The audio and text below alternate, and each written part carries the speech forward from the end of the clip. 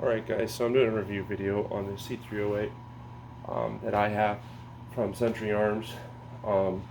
There's a couple different upgrades that have obviously been made. You can see that, it's pretty obvious.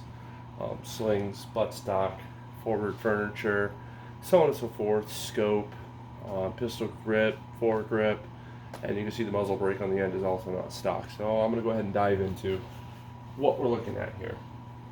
So, to start with, so the C308 is chambered in 7.62 by 5.1. So we're going to go ahead and strip the mag away. I'm going to pull the 308 round out and you can have a look at that one. So that's going to be 7.62 by 5.1 NATO round. That's what that is right there. So it's or better known, the 7.62 by 5.1 is different than the 308, but 308 or 7.62 by 5.1 is what the rifle can fire. So with the 20 round, it's got a 20 round mag. Obviously, double stack magazine. You can see that right there. So, obviously, to strip it, there's a mag release button back over here. We'll talk about that more in depth as well later on. So, I also have a sling. This one has kind of been retrofitted just for the rifle. I have a certain way that I like things to be. I like the sling to come up and around the shoulder, just in case it is off the shoulder of mine, if I have to raise it from an off the shoulder position. This way allows the buttstock to seat fully into my shoulder and keeps the sling up out of the way. So we're actually wrapping the sling around and connecting it on the far side. So we're going to go ahead and disconnect the sling. So you can also just have a look at that. This is a design that was from Cold Steel Tactical as far as the actual strap itself. So there's 3 bungees running through here, and then it's just paracord. Now the nice thing about that is then it's obviously elastic, so on and so forth. So you can see that. So I know we've seen these paracord slings. I've had this with the rifle since about 2017 is when I got this one with the rifle. So this one's obviously been made a certain way with the QD and just the clip. I didn't do much more than that. But anyway, so there's the sling. So set that aside. Obviously we've seen the magazine, 20 round mag.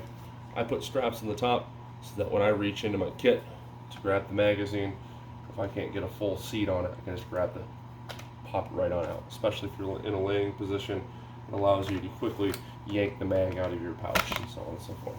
Alright, so there's that. So then we'll move on to the rifle itself. So the rifle itself, this is an 18-inch barrel configuration. I have a rubberized grip on the handle. It's a steel lower. The C308s come with a plastic polymer case lower, and it doesn't allow for swapping out of the grip. So I did this so I could get a different grip and different pistol grip and so on and so forth. So there's that. Now obviously to clear, so there's fire, safe, fire, safe. You want to clear it, you're going to grab the charging handle here, you're going to pull it back, you can lock it. Now obviously you can see that leans up against the scope. That doesn't bother me too much. But anyways, but it ejects from this side, right? So there's the ejection port, mag well, so on and so forth. So there's that. So obviously the rifle is clear, right? Do a functions check. There it is. So she's all clear. She's all good to go. Scope on it is a Sniper brand scope. This is the HD4. It's a 4 through 20 times by 44 mil. I preferred this one because it's first focal plane, but also when I zoom in, the reticle also zooms so that my bracketing and everything is correct, so on and so forth. There's a parallax adjustment here, along with the illuminator there in the scope. So parallax and illuminator is right here. So it's kind of cheating it a little bit, obviously. There's a honeycomb behind the scope cover, and there's a scope cover in the back as well. So then we're going to talk about the muzzle brake here. I chose this muzzle brake specifically. This rifle is very, very loud. This muzzle brake specifically is a sound forward muzzle brake. So what it'll do is when you fire the round, all the sound's going to go forward versus back, different things like that. But I also need enough pressurization to fully cycle the bolt to the rear. I had some issues, which I won't go too much into, but it was definitely a trigger mechanism issue. and a under pressure, so I didn't have enough gas bringing it back and different things like that. So what it would do sometimes is fire 2 rounds instead of 1. So I'd pull the trigger and go pop up, and it would just cycle a secondary round. So we'll go to the front here as well. So I put this clamp on to move the bipod off of here, off the rails. So I found that there's a lot more weight that was needed, or a lot less room to grab the rifle and fire it from a more stable position off the shoulder if needed, if the bipod was back here on the standard rail. So all I did was clip a small section of rail, so it's like a barrel clip, if you will, with a little bit of Picatinny rail on it, so it would facilitate for the bipod. So as you can see, it allows for a more streamlined rifle versus everything being kind of bulky. So it makes it easier to store it, cases, carry it, or transport it, and things like that if I have to, so on and so forth. So there's that. All right. So moving past all that, talk about the buttstock real quick. This is a Fab Defense buttstock. It's Israeli made. They've created it for the H&K G3. Obviously, this entire system is one piece. The actual backing here for the spring and the rear housing and different things like that, it has 2 screws in there. You can change from the standard buttstock to that one, so on and so forth. Right. All right. So we're gonna rip it down real quick so you can see it. This thing probably needs cleaned anyways. So you're gonna pop these 2 pins first. Pop these 2 pins first. Pull it. You can pull it. Might need my handy dandy Leatherman real quick. Stand by.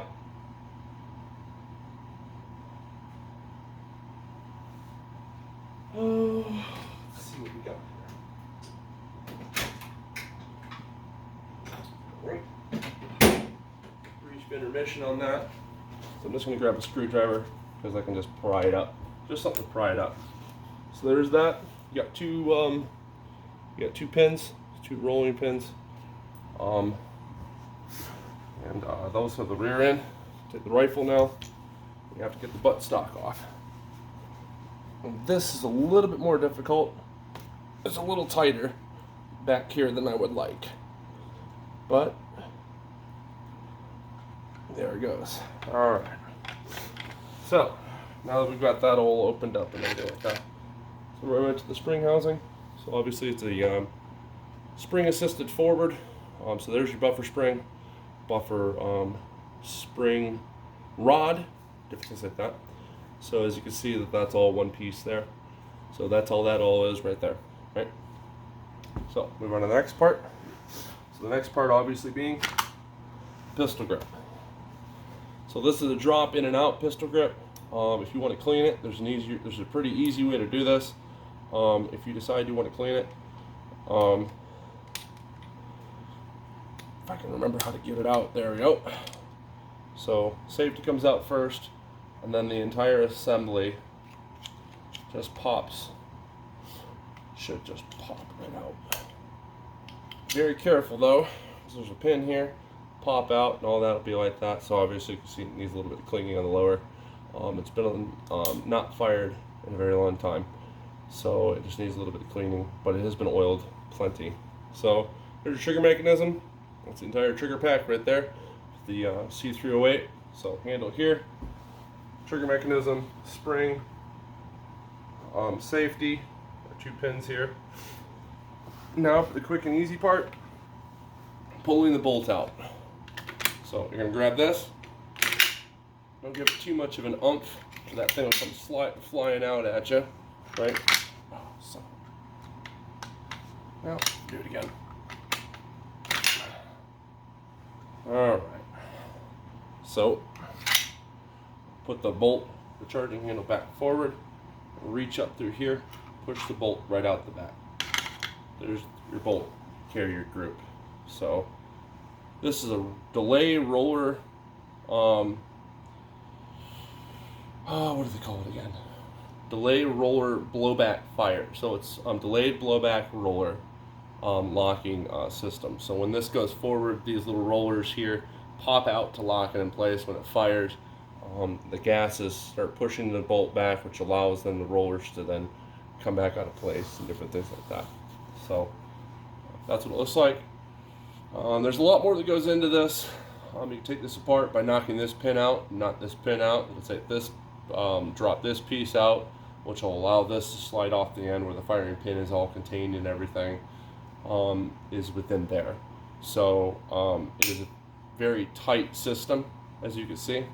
So there I've activated the rollers, which I just have to simply pop those back to get that to work properly, so on and so forth. But anyways, yep guys, so that's how that is. So let's pop this back out real quick. I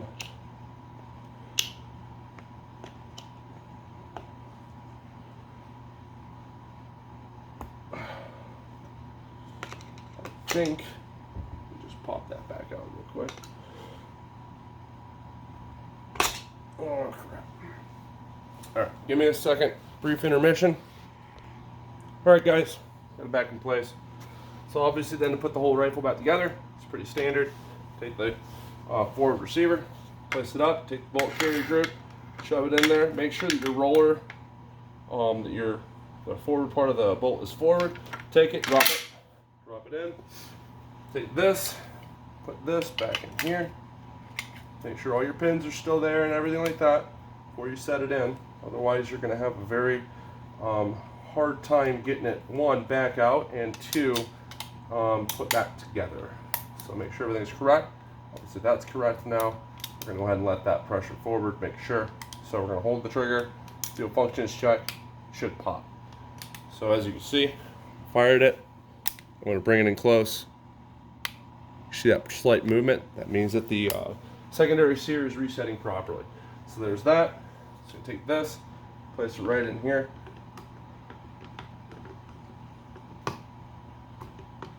Let's see here. Well, we're going to have some difficulties, it appears.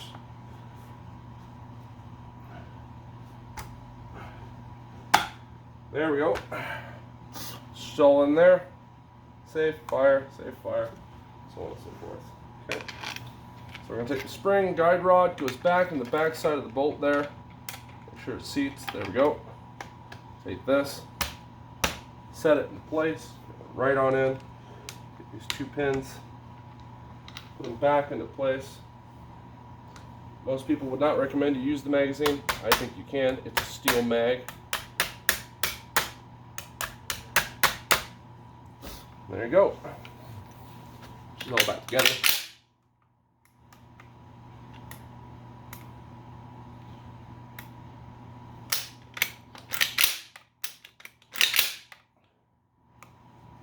So there it is, guys. C308 in all its glory. I prefer this rifle over many other semi-automatic platforms. It's tried and true. It's been adopted by multiple militaries. It fires a pretty universal round. It packs quite the punch. It's also very rugged, reliable, so on and so forth. If it gets dirty, it's still going to fire, so on and so forth. It's a pretty reliable rifle. And that's why I like it. So tell me what you think in the comments, guys. This is my baby right here, though. This is a C308. This is what I prefer as a designated marksman platform. A lot of people talk about MOA being ridiculous for MOA. It also depends on the type of scope that you have too. This rifle will beat the hell out of optics. So it's also important to remember spending a little bit more money on a scope is not such a bad thing when it comes to a rifle like this. It will eat optics. So this optic was a no-brainer. It was a pretty good setup. I also have one in a smaller version of the LPVO, the LPVO version. On my AR-15 on my Raider, so on my 16-inch barrel, and so on and so forth. So anyways, tell me what you think, guys.